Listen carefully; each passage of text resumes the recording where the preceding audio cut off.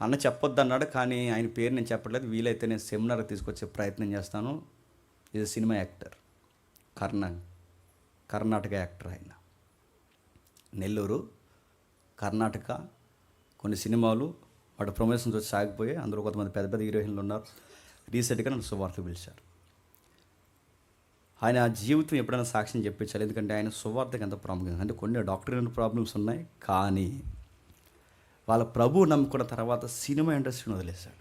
మంచి హీరో అవుతుడు, అప్పటికే సినిమాలు ఉన్నాయి కర్ణాటకలో. హీరో సర్కిల్ ఎవరు, ఇప్పుడు ప్రజెంట్ ఫేమ్ నేమ్ ఉన్న యాక్టర్లు ఎవరు, అందరూ ఫ్రెండ్ సర్కిల్ ఉంది, అన్నీ వదిలేశాడు. చివరికి ఏదైతే కొన్ని వ్యాపారాలు ఉన్నాయి, వ్యాపారాలన్నీ పక్కన పెట్టాడు. మరి ఎలా బతుకుతావు? నువ్వు చాలా పేద కుటుంబం నుంచి వచ్చి ఇప్పుడు అన్ని ఫేమ్ నేమ్ వచ్చినప్పుడు ఎలా వదిలేస్తున్నావంటే, అన్నీ వదిలేసిన ఆయన దేవుని నమ్ముకున్నాడు. బుర్జ్ ఖలీఫా పక్కన పెద్ద బిజినెస్ పెట్టాడు. దాని పేరు చెప్పొద్దు అన్నాడు, చెప్పను.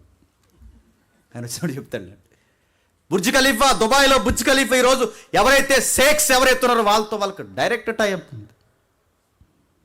వాళ్ళది ఒక బ్రాండ్ ఉంది, ప్రత్యేకమైన బ్రాండ్ ఉంది. వాళ్ళది ఏదో ఆర్కిటెక్చర్ బిజినెస్ ఉంది, 1-2 కాదు. ఎలా ఎంత డెవలప్ అయ్యావంటే, మాటకు ముందు మొన్న శ్రీకాంత్ అన్న వచ్చాడు, నాతో తమ్ముడు సునీల్ వచ్చాడు, కొంతమంది వచ్చిన వాళ్ళు, వాళ్ళని అడగండి చెప్తారు. మాటకు ముందు మాట తర్వాత ఎలా ఇదని అడిగితే, నేను దేవుడి కోసం కొన్ని వదిలేశాను, దేవుడు నాకు చాలా చెప్పండి ఇచ్చాడు.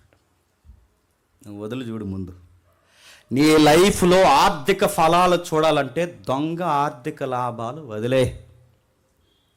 అన్యాయంగా ఒకరి దగ్గర తీసుకోవడం మానే, అన్యాయ వ్యాపారాలు మానే, అన్యాయపు రూపాయిని మానే. పొరుగుడు ఏదో నీ దగ్గర వస్తూ ఉంటే అది వాడికి ఇచ్చేంత వరకు నీ మనసు బాగోకుండా ఉండేలాగా నువ్వు చూసుకో.